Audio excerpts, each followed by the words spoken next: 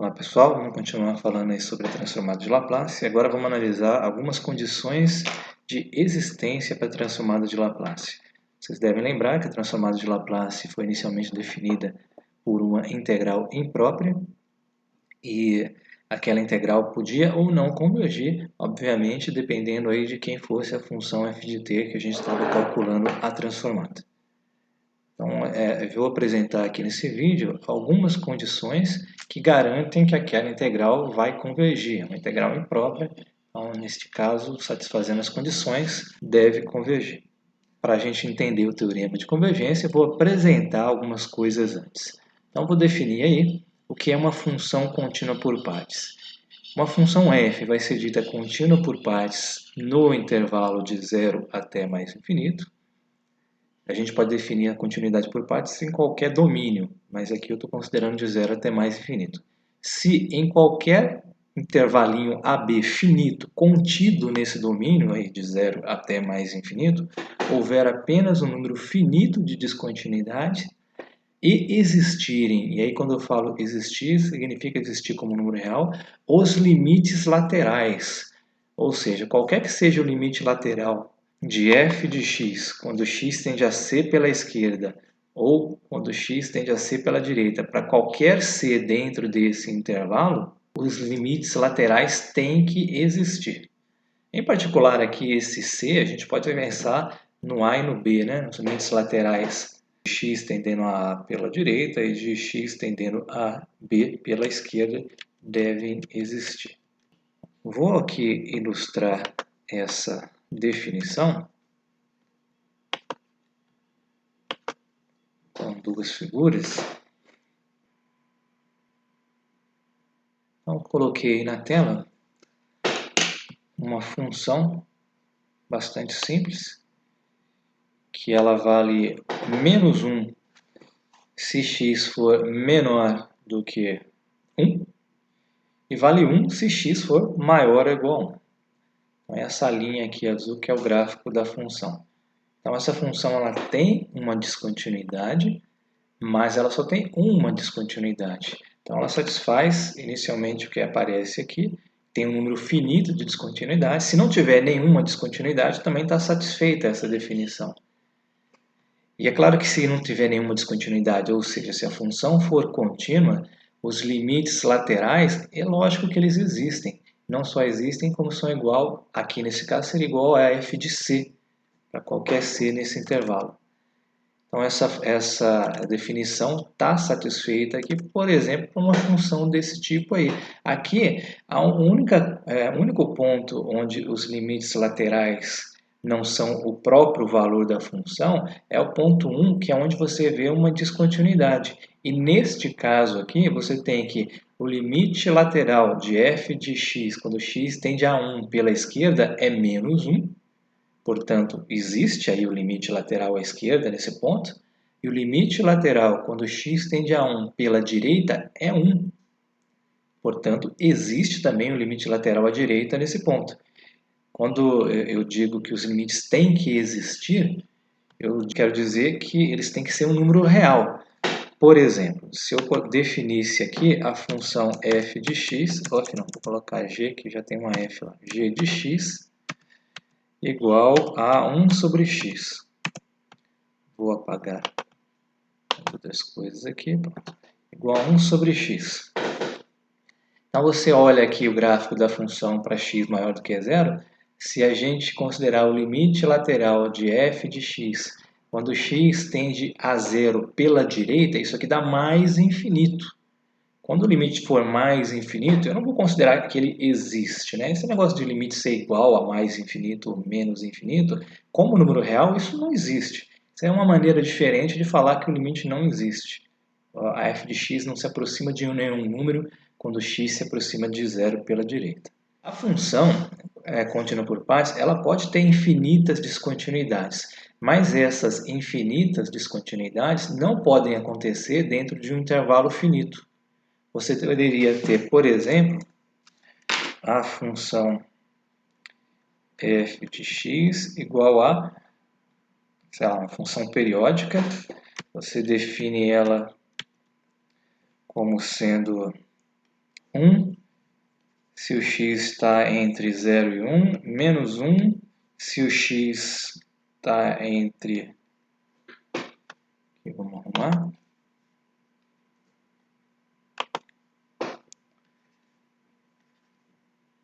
E 2, e você diz que o f de x mais 2 é igual a f de x para todo x. Então, estou definindo uma função periódica, olhando aí num período, seria uma coisa tipo isso daqui, ó.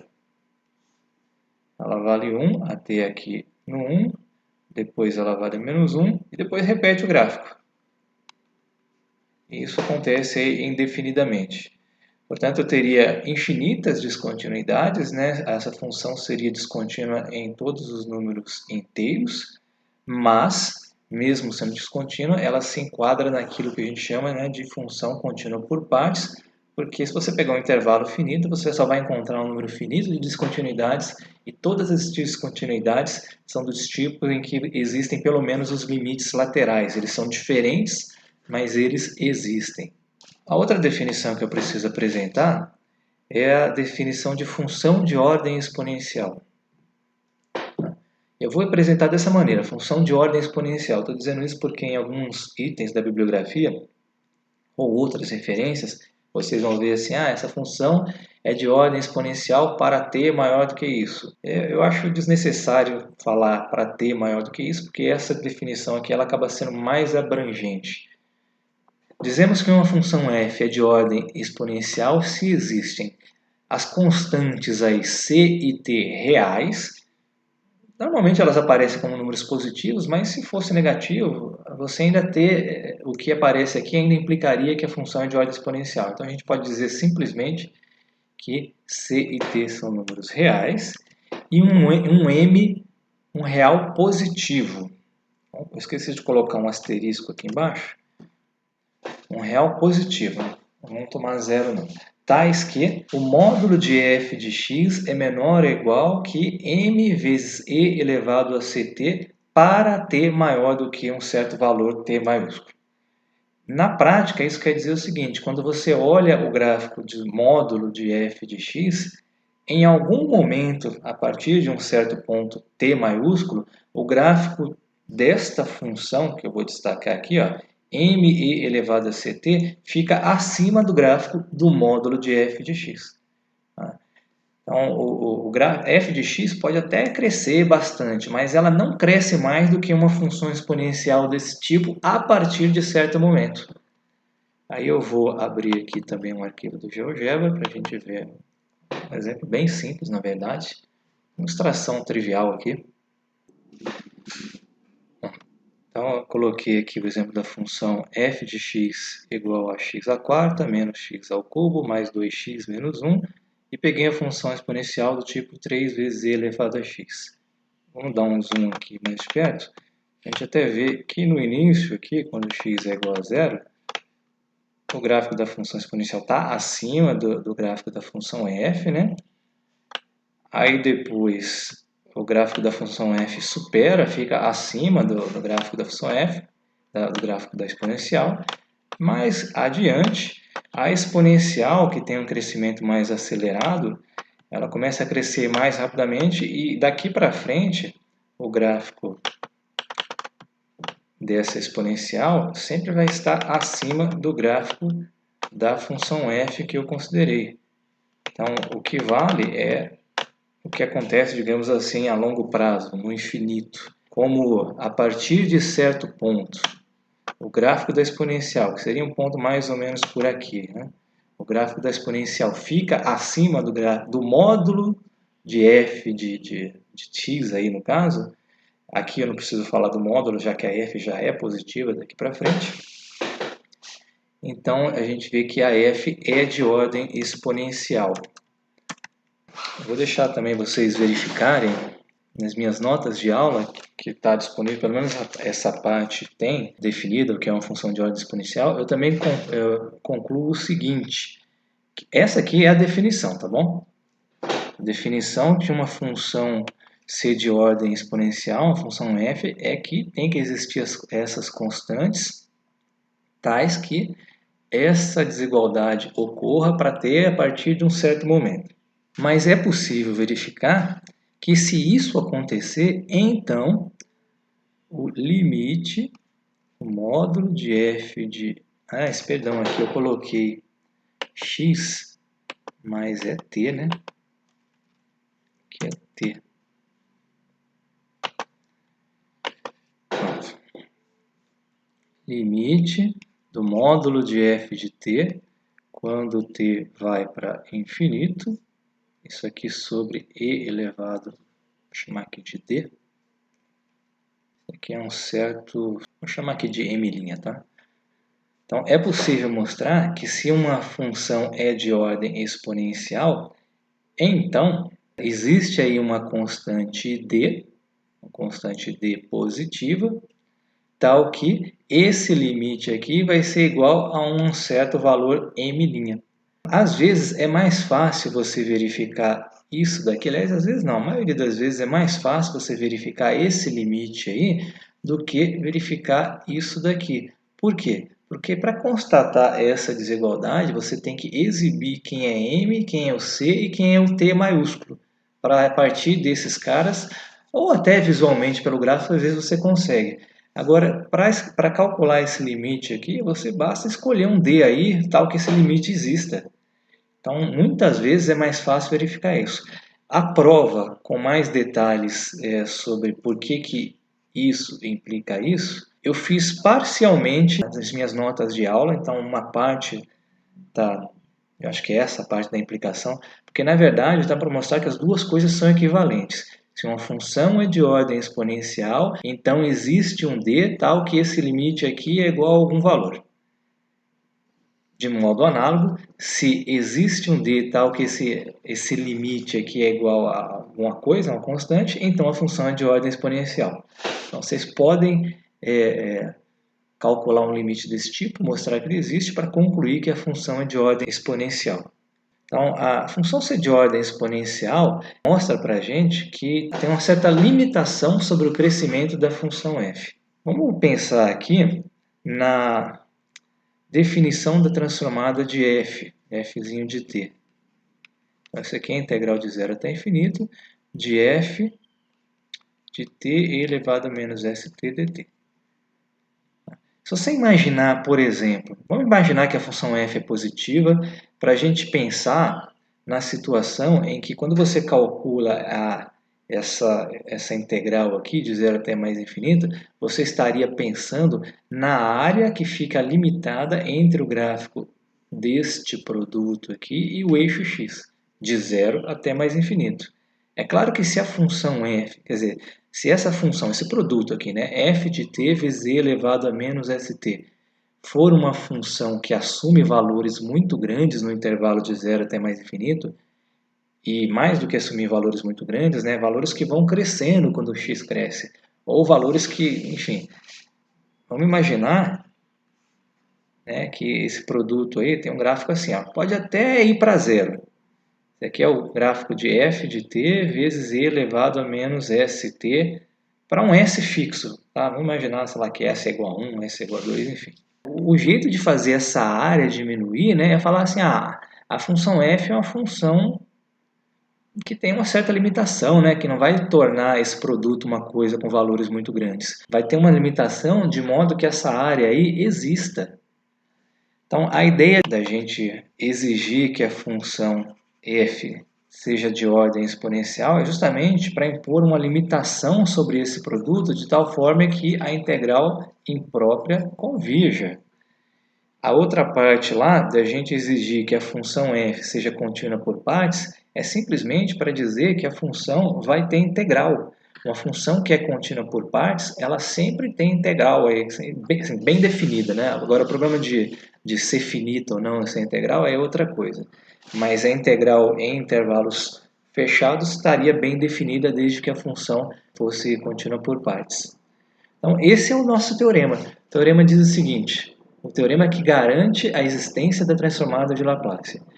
Seja f uma função de ordem exponencial e contínua por partes no intervalo de 0 até mais infinito.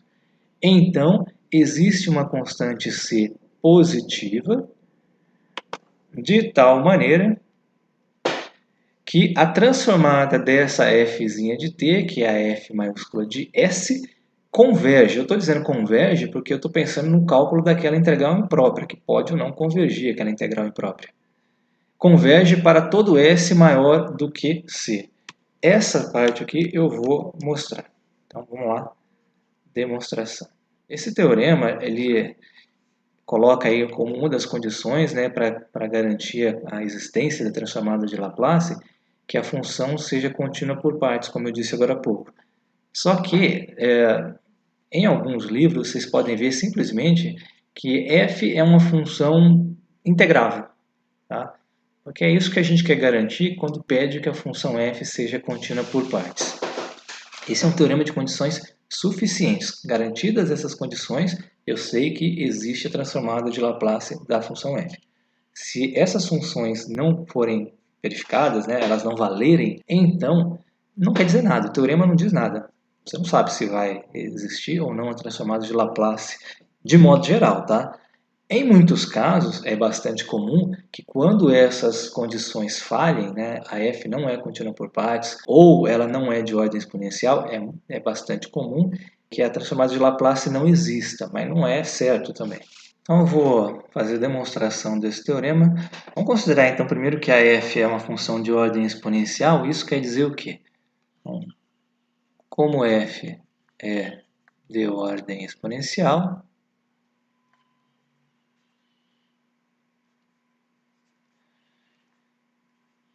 então existem as constantes c, m e t, o m maior do que zero, né? Existem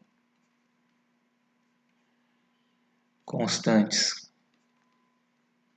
c, m e t, tais que o m é maior do que zero, o c e o m podem ser menores do que zero, mas assim, se o c for menor do que zero, eu posso adotar também o c maior do que zero, que é o que eu vou fazer aqui. Então, existem essas constantes, tais que o módulo de f de t é menor ou igual do que m vezes e elevado a ct para todo t maior ou igual que um t maiúsculo. Para todo tzinho maior ou igual que um t maiúsculo. Então, a gente vai ter aqui que a transformada de Laplace de f de t, que é a integral de 0 até mais infinito de e elevado a menos st vezes fzinho de t, pode ser escrita como a soma das integrais de 0 até esse t maiúsculo de e elevado a menos st vezes fzinho de t, que faltou um t, né? dt, mais a integral do t maiúsculo até infinito de e elevado a menos st, aqui é um tzinho, coloquei um t maiúsculo, um tzinho, vezes f de t dt. Então, eu vou chamar essa primeira integral aqui de I1, o resultado dessa primeira integral de I1 e o resultado da segunda integral de I2. É fácil a gente verificar que essa primeira integral aí, ela existe, né? O resultado é um número real, porque a função f é contínua por partes.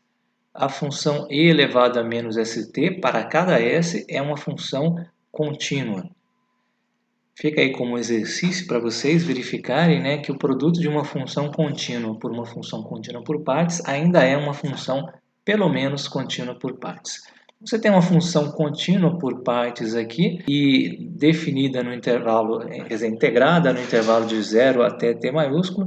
Nessa integral aqui existe, facilmente a gente consegue verificar isso. Agora, qual que é o problema dessa segunda integral, né? Esse negócio aqui pode ir para mais infinito, né? A integral, ou para menos infinito, a integral desse produto aí pode ser uma coisa que não seja limitada. Para concluir que essa integral aí converge, que a integral que converge, quer dizer, a integral que define a transformada de Laplace da função f de t converge, eu vou mostrar que I1, bom, que I1 é um número finito, é uma quantidade finita, essa eu não preciso mostrar porque é simples. Eu vou mostrar que I2 é finito. Vou mostrar que esse negócio aí converge. Vamos calcular aqui, vamos verificar que o módulo de I2 é uma quantidade finita. O módulo de I2 é módulo de integral de t até mais infinito de e elevado a menos st f de t dt. Tem uma propriedade de integral que diz que a integral, o módulo da integral é menor ou igual que a integral do módulo da função. Ou seja, eu posso passar esse módulo para dentro desde que eu coloque essa desigualdade aqui. Então, isso aqui vai ser menor ou igual a integral de t até mais infinito de e elevado a menos st f de t dt. Opa, módulo aqui dentro. Pronto. Aí agora, essa última aqui é igual, né? Tem um menor ou igual ali no meio, não esqueçam disso. Seria o módulo da exponencial vezes o módulo de f de t, como a exponencial é sempre positiva, então aqui vai ficar integral de t até mais infinito de e elevado a menos st vezes o módulo de f de t dt. Por outro lado, f de t é uma função de ordem exponencial, portanto, ela é limitada pelo seguinte. Então, isso aqui é menor ou igual integral de t até mais infinito de e elevado a menos st, m, aquela constante, né, positiva, vezes e elevado a c vezes t dt. Isso aí é igual a integral de t até mais infinito de e elevado, vamos colocar aqui o t em evidência, c menos st dt.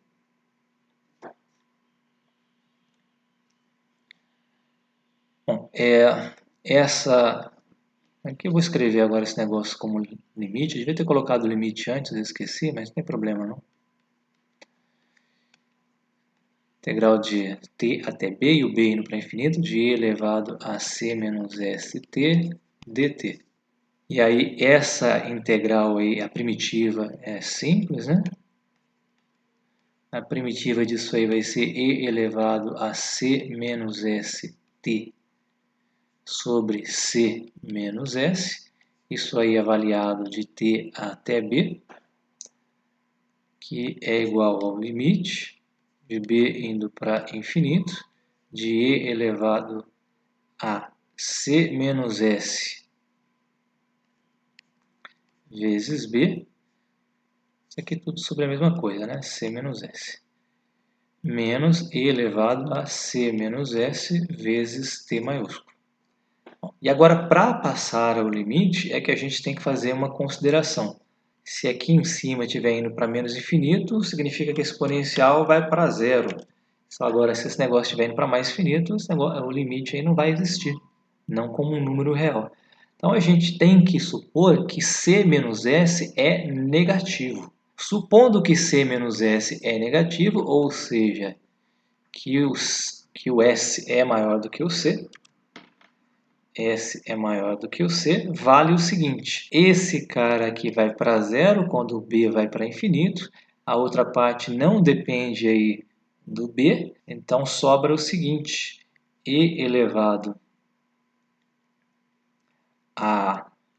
Eu vou colocar aqui, C menos S vezes T dividido por S menos C. Eu troquei o sinal aqui, mas não, e aí eu tirei esse sinal de menos aqui na frente.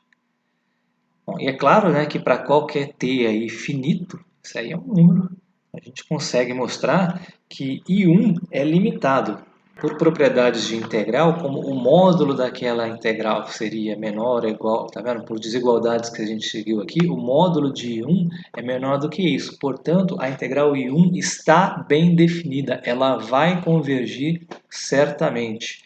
Se ela converge, então a integral que define a transformada de Laplace de f converge. Portanto,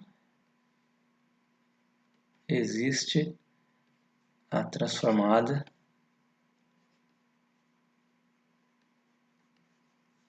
de Laplace de f de t.